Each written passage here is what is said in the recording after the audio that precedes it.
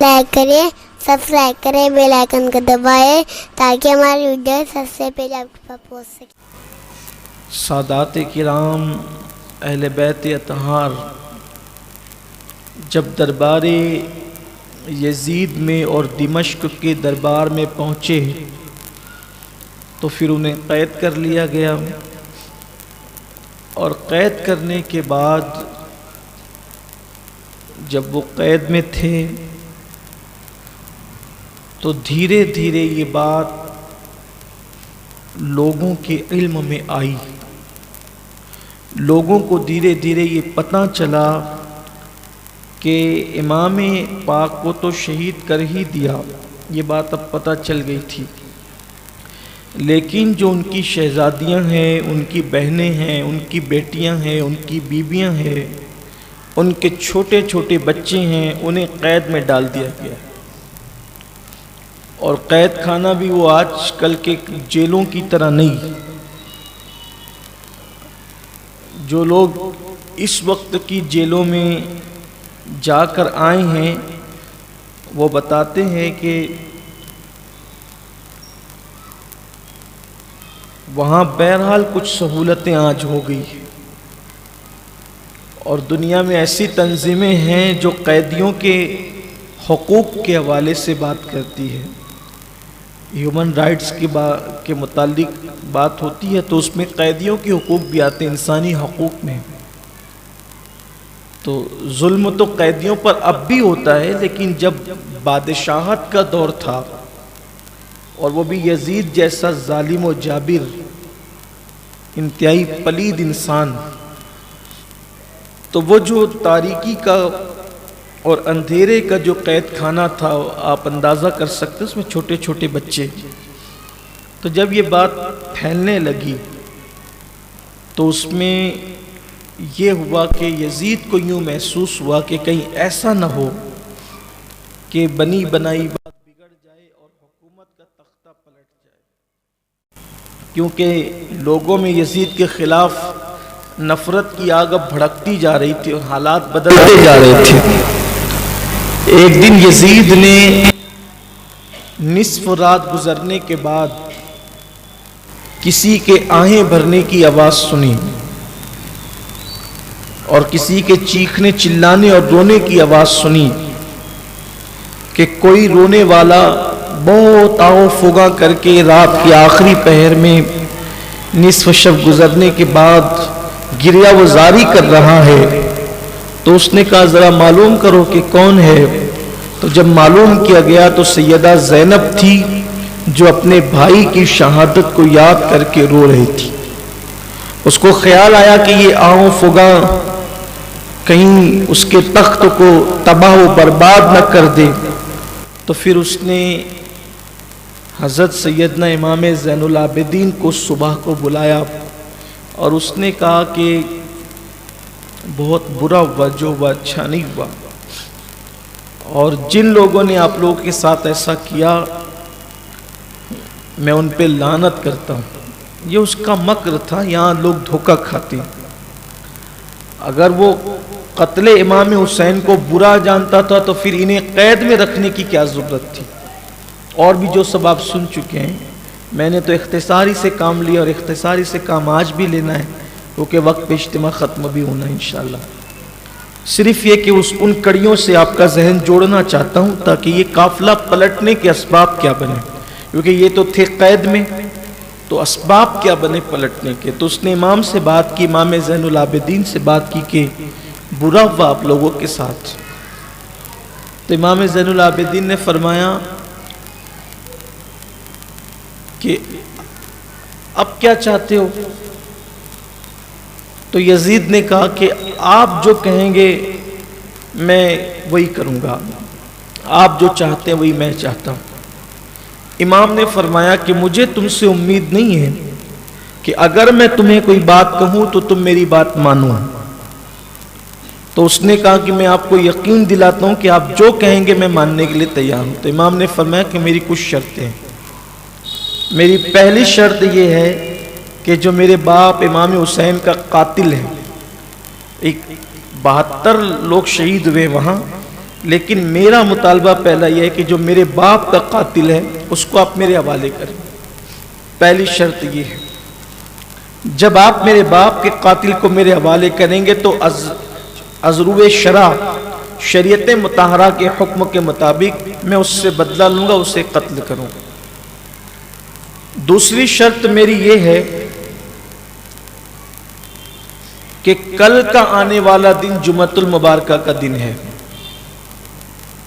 تو جمعہ کے دن منبر پر مجھے خطبہ دینے کی اجازت دی جائے. اور تیسری شرط میری یہ ہے کہ میرے ابا اور جو شہداء کے سر آپ کے پاس ہے وہ میرے حوالے کر دیں آپ, اس لیے کہ بہت گھما لیا ہے تم نے اس کو, بہت گھما پھرا لیا, بڑی بے حرمتی کر لی ہے. اب میں چاہتا ہوں کہ اس مبارک سر کو میں ادب اور احترام کے ساتھ جہاں چاہوں وہاں دفن کر دوں. اور چوتھی شرط میری یہ ہے کہ اب ہم, جب تو یہ کہتا ہی ہے کہ جو چاہو گے وہی ہوگا, تو ہم واپس اپنے گھر جانا چاہتے ہیں. خواتین کو, بچوں کو, سب کو رہا کر دو, ہم واپس مدینہ منورہ جائیں گے. تو یزید نے کہا کہ ٹھیک ہے, میں کل آپ کو اجازت دوں گا, آپ کل جمعہ کا خطبہ آپ نے پڑھنا ہے نماز سے پہلے. سر بھی آپ کو سونپ دیے جائیں گے اور قافلہ بھی واپس کر دیا جائے گا. لیکن آپ کے باپ کا قاتل کون ہے یہ پہلے معلوم کرنا ہوگا, کس نے قتل کیا ہے. امام زین العابدین خاموش رہے, اس پر چپ رہے, اس لیے کہ آپ کو قیامت تک کے لیے حجت قائم کرنی تھی کہ اصل قاتل کون ہے. اور تاریخ اب یہاں پر وضاحت کرتی کہ اصل قاتل کون ہے. تو اس سے پہلے کہ جمعہ کی نماز سے پہلے خطبہ کا وقت آتا یا خطبہ ہوتا, یزید نے دربار لگایا, اور دربار لگانے کے بعد وہاں ابن زیاد کے سوا سب موجود تھے. عبید اللہ ابن زیاد چونکہ وہ تو کوفہ میں تھا, شمر تھا, سنان تھا, خولی تھا, یہ سب لوگ وہاں پر موجود تھے. اب اس دربار میں امام زین العابدین بھی موجود تھے, اور اب بیبیاں باپردہ, چونکہ چادریں ان کی لوٹا دی گئی تھی. بلکہ یزید نے یہ بھی کیا کہ جو ان کے زیورات لوٹے گئے تھے اس سے دگنا تگنا زیورات اس نے ان کو دے دیا تھا, اس لیے کہ اب وہ کچھ اور چاہتا تھا. ظلم تو بہت کر چکا تھا, واپسی کا معاملہ تھا. تو دربار میں جب یہ بات ہوئی کہ قاتل امام حسین کون ہے, کس نے قتل کیا امام کو, تو اس وقت یزید نے کہا جس نے بھی قتل کیا اس پر اللہ کی لعنت. تو کہا کہ قتل کرنے والا تو امام حسین کو سنان تھا. تو سنان نے کہا کہ میں لعنت کرتا ہوں امام حسین کو قتل کرنے والے پہ, میں کیوں قتل کروں گا. اور کسی نے کہا کہ خولی تھا, تو خولی نے کہا کہ میں نادان ہوں کہ میں نواز رسول کو قتل کروں, میں لعنت کرتا ہوں قتل کرنے والے پر. آخری میں سارا معاملہ شمر پر آیا, اور شمر نے کہا, اور لوگوں نے کہا کہ شمر نے قتل کیا تھا. شمر اٹھ کر کے کھڑا ہوا, اس نے کہا کہ میں نادان ہوں جو میں امام حسین کا قاتل ہوں اور امام حسین کو قتل کروں. تو یزید بھڑک گیا, اس نے کہا اس نے نہیں کیا, اس نے نہیں کیا, اس نے نہیں کیا, تو کیا کس نے قتل؟ قتل تو امام حسین ہوئے ہیں, لیکن قتل کیا کس نے؟ اب جو چونکہ شیمر تھا چرب زبان, وہ دربار میں اٹھ کے کھڑے ہو کر کے بولا کہ میں بتاتا ہوں کس نے قتل کیا.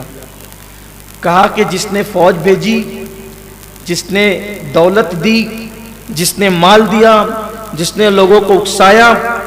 جس نے خط لکھ لکھ کر کے امام حسین کے خلاف جو وہ کہا کہ کربلا میں جاؤ کربلا میں جاؤ، اور اس کے بعد خود جو ہے وہ اپنے محل میں شراب پیتے ہوئے بدمست ہاتھی کی طرح پڑا رہا،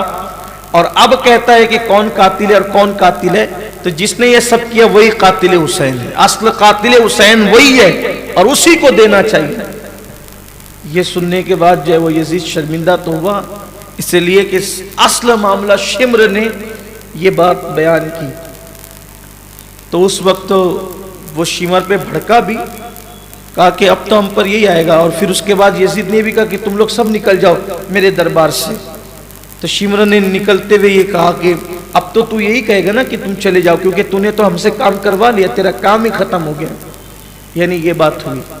یعنی کہ قدرت نے ان سب کو ننگا کیا اس دربار میں، اور قیامت تک کے لیے حجت قائم کر دی کہ یہ جو قتل کرنے والے یہ تو ہے ہی ہیں، بلکہ کسی شاعر نے کہا کہ کربلا کے اندر اصل قاتل وہ ہے کہ کمان جو ہے وہ ملک شام میں تھی اور اس کا تیر جو ہے وہ کربلا میں کام کر رہا تھا۔ تو یہ امام پاک نے حجت قائم فرمائی دربار یزید کے اندر، اور وہ خود دشمنوں نے اپنے منہ سے قبول کیا کہ اصل قاتل کون ہے، یعنی وہ بھی یہ مانتے تھے کہ یہ سب کیا دھلا کس کا ہے، یزید کا ہے۔ اب چونکہ وہ وعدہ کر چکا تھا امام کے پاس کہ میں قاتل کو آپ کے حوالے کروں گا، آپ جب ثابت ہو جائے گا، تو چونکہ کیا وہ اپنے آپ کو حوالے کرتا، سب تو ایک دوسرے پر لان تان وہاں کر رہے تھے، تو اس نے امام سے فرمایا کہ شہزادے زین العابدین، اب آپ کے باپ کے قاتل کا معاملہ رہنے دو، یہ شرط آپ کی میں پوری نہیں کر سکوں گا، البتہ یہ ہے کہ باقی کے 3 شرطیں پوری کروں گا۔ ایسے میں جمعۃ المبارکہ کی اذان سے پہلے نقارہ بجنے لگا۔ اس دور کا ایک وہ تھا کہ لوگوں کو متوجہ کرنے کے لیے نوبت بجائی جاتی، تو جب نوبت بجنے لگی تو یزید کے بیٹے نے امام زین العابدین سے مخاطب ہو کر کے کہا، دیکھ یہ کس کی نوبت بج رہی ہے، تیرے باپ دادا کی نوبت بج رہی ہے یا میرے باپ دادا کی نوبت بج رہی ہے۔ وہ جو نقارہ بج رہا تھا اس نے امام زین العابدین سے کہا کہ دیکھ یہ ہماری شان و شوکت کی یہ نشانی ہے نقارہ۔ جب وہ نقارہ بند ہوا تو اذان شروع ہوئی، اور اذان میں جب اشہد ان محمد رسول اللہ آیا تو امام زین العابدین نے کہا دیکھ یہ نوبت کس کی بج رہی ہے، یہ تیرے باپ دادا کی بج رہی کہ میرے باپ دادا کی بج رہی ہے، اور یہ جو تمہارے نقارے کی نوبت ہے یہ تمہاری 4 دیواری تک محدود ہے، لیکن میرے باپ کی نوبت تو میرے باپ دادا کی نوبت تو زمین سے لے کر عرش تک ہے، اور یہ ترانہ پوری دنیا میں گونج رہا ہے اشہد ان محمد رسول اللہ، اور یہ آج ہی نہیں، یہ انشاءاللہ قیامت تک گونجتا رہے گا۔ شرمندہ ہو گیا، چپ ہو گیا یزید، اس کے بیٹے کو یہ جواب جب امام پاک نے دیا تو خاموش ہو گیا، اور اس کے بعد اس بدبخت کی زبان سے نکلا کہ سانپ کا بچہ تو سپولا ہوتا ہے۔ اور اس کے بعد پھر جب جمعہ کی نماز کے لیے وہ چلے تو پوری جامع مسجد دمشق کی بھری ہوئی تھی، ظاہر سی بات ہے جامع مسجد تھی، اور ملک شام کا اتنا بڑا شہر کھچا کھچ وہ بھری ہوئی تھی۔ جب امام زین العابدین پاک تشریف لائے اور لوگوں نے ان کو دیکھا، اور بھی شہزادگان تھے، حضرت عمر ابن امام حسن کے صاحبزادے حضرت عمر، اور بھی جو شہزادے حضرت عباس کے صاحبزادے، یہ سب جو ننھے بچے تھے وہ سب تشریف لائے۔ آنے کے بعد جب بیٹھ گئے تو یزید کو ایسا لگا ماحول دیکھ کر کے کہ اگر یہ خطبہ دینے کے لیے میں نے امام زین العابدین کو کھڑا کیا تو میرا تختہ نہ پلٹ جائے، تو اس نے وعدہ کے خلاف ایک شامی کو کھڑا کیا اور شامی کو کہا کہ تم خطبہ پڑھو گے۔ امام نے فرمایا تم پھر وعدہ خلافی کر رہے ہو، اور اس نے شامی نے کھڑے ہو کے جب خطبہ دینا شروع کیا تو حمد و صلات کے بعد اس نے یزید کی اور بنو امیہ کی فضیلت پڑھنا شروع کیا، اور امام حسین اور مولائے کائنات نے اس نے تبرہ کرنا شروع کیا تو امام زین العابدین سے برداشت نہ ہوا، اٹھ کر کے کھڑے ہو گئے اور کھڑے ہونے کے بعد اس کو چپ کرایا کہ تو جھوٹا ہے، تو کذاب ہے، تو قیامت کا خیال کیے بغیر ان کے فضائل پڑھ رہا ہے، یہ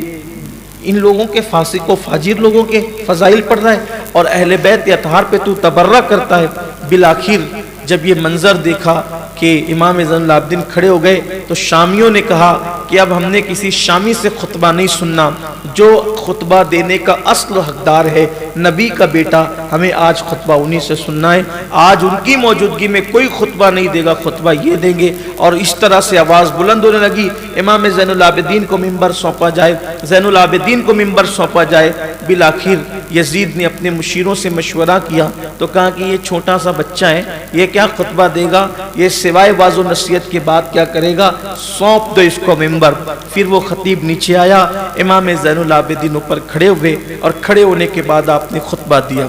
آپ نے خطبے کا آپ مفہوم یہ ہے، وہ پورا خطبہ تو آپ اصل کتابوں کی طرف توجہ کر کے اور ادھر جو ہے وہ اس کا مطالعہ کر کے اس کی اصل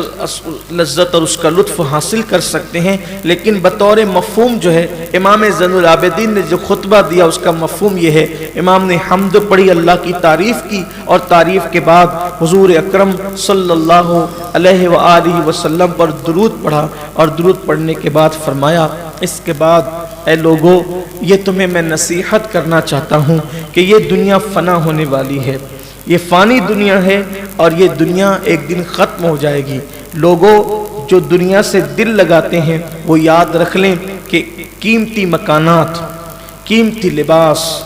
دولت، اچھے کھانے، یہ سب کے سب تم سے ایک دن چھوٹ جائیں گے، اور پھر تمہیں قبر میں جانا ہوگا موت کی لذت کو پانے کے بعد، اور تمہیں اللہ کی بارگاہ میں کھڑے ہونا ہوگا اور اللہ تم سے تمہارے اعمال کے بارے میں سوال کرے گا۔ تم سے پہلے لوگ بھی دنیا سے چلے گئے جو تم سے زیادہ مالدار تھے، جو تم سے زیادہ خوبصورت مکانوں میں رہتے تھے، جو تم سے زیادہ خوبصورت لباس پہنتے تھے، تمہارے پاس جو دولت ہے اس سے زیادہ دولت اور سطوت ان کے پاس موجود تھی، لیکن موت نے آج ان کا نشان مٹا دیا، قبروں کا نشان مٹا دیا، ان کی ہڈیاں اور ان کے گوشت قبروں کے اندر گھل چکے ہیں اور آج ان کا نام لینے والا کوئی نہیں ہے۔ یہ بے ثبات دنیا ہے، اس سے دل نہ لگاؤ، یہ دنیا میں کوئی رہنے کے لیے نہیں آیا، دنیا سرائے فانی ہے اور دنیا سے ایک دن کوچ کرنا ہے، اور یہ دنیا میں تم نے جو کچھ کیا ہے کل میدان محشر میں اس کے حوالے سے جواب دینا ہے۔ اس طرح سے ناصحانہ خطبے کے بعد پھر آپ نے اب دوسرا رخ اختیار کیا، خطبے کو دوسرا رخ دیا،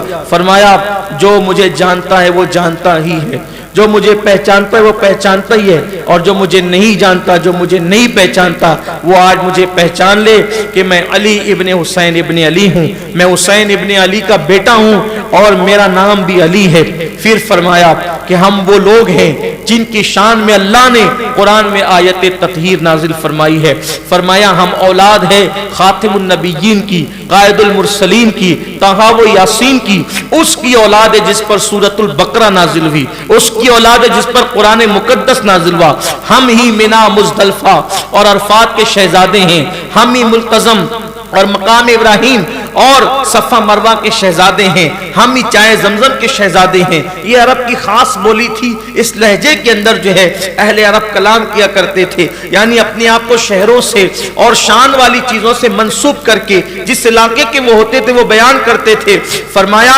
ہمارے نبی پر یعنی جن کی ہم اولاد ہے ان پر اللہ تبارک و تعالیٰ درود نازل کرتا ہے۔ جبریل امین جس کے خادم ہیں، جو صاحب براق ہیں، ہم اس کی اولاد ہے جس کے لیے قرآن نے کہا ثم دنا فتدلی فکان قاب قوسین او ادنی، ہم اس کی اولاد ہے قیامت کے دن جن کے ہاتھوں میں لواء الحمد دیا جائے گا، ہم اس کی اولاد ہے جسے قیامت کے دن مقام محمود عطا کیا جائے گا، ہم اس کی اولاد ہے جس کو انا اعطیناک الکوثر کہہ کر اللہ نے ساری کثرتیں عطا فرمائی ہے، ہم اس کی اولاد ہے جو سارے نبیوں کا سردار ہے، ہم اس کی اولاد ہے جس پر سرداری تمام ہو جاتی ہے، جس پر فضیلتیں تمام ہو جاتی ہے۔ اپنا تعارف کیوں کرایا، اور کرانے کے بعد جب آپ اپنا تعارف کرا رہے تھے تو تعارف کراتے ہوئے امام علی مقام نے جب یہ گفتگو فرمائی، فرمایا ہم اس کی اولاد ہیں لیکن اس کے نواسے کو بے دردی کے ساتھ وادی تف کے اندر، اس کو تف بھی پڑھتے ہیں، وادی تف کے اندر میرے بابا امام حسین کو بھوکا پیاسا شہید کیا گیا۔ صبح سے لے کر شام تک میرے بابا نے جو ہے وہ لاشیں اٹھائے، لاشیں، اور میرے بھائیوں کو اور سب لوگوں کو قتل کر دیا گیا، شہید کر دیا گیا، ان کے لاشوں کو بے گور و کفن پڑے رہنے دیا گیا۔ اس طرح کی بات کی تو پوری مسجد کے لوگ دھاڑے مار مار کر رونے لگے، پوری مسجد رو پڑی اور لوگوں کی چیخیں بلند ہونا شروع ہوئی۔ امام بولے جا رہے تھے اور لوگ دھاڑے مار مار کر روتے جا رہے تھے۔ لوگوں، تم نے ترس نہیں کیا فاطمہ کے جگر پارے کو، فاطمۃ الزہرا کے شہزادے کو شہید کر دیا گیا۔ جب امام پاک کا خطبہ عروج پر پہنچنے لگا اور شباب پر پہنچنے لگا تو یزید نے دیکھا اب میرا یہاں رہنا بھی دشوار ہو جائے گا، تو اس نے فوراً مؤذن کو کہا کہ تم اذان پڑھو۔ مؤذن نے کہا اللہ اکبر اللہ اکبر، آپ نے اذان کا جواب دیا اللہ اکبر، امام پاک نے چپ ہو گئے، اذان کا جواب دیا۔ مؤذن نے کہا اشہد ان لا الہ الا اللہ، تو آپ نے بھی اشہد ان لا الہ الا اللہ کہا۔ اور جب مؤذن نے کہا اشہد ان محمد رسول اللہ صلی اللہ علیہ وآلہ وسلم، تو آپ نے مؤذن سے کہا تجھے اللہ کی قسم اب رک جا، اللہ کی قسم رک جا۔ جب مؤذن رک گیا تو امام نے فرمایا یہ بتا، یہ جو محمد رسول اللہ پڑھا جا رہا ہے یہ محمد کس کے دادا ہیں، میرے یا تیرے؟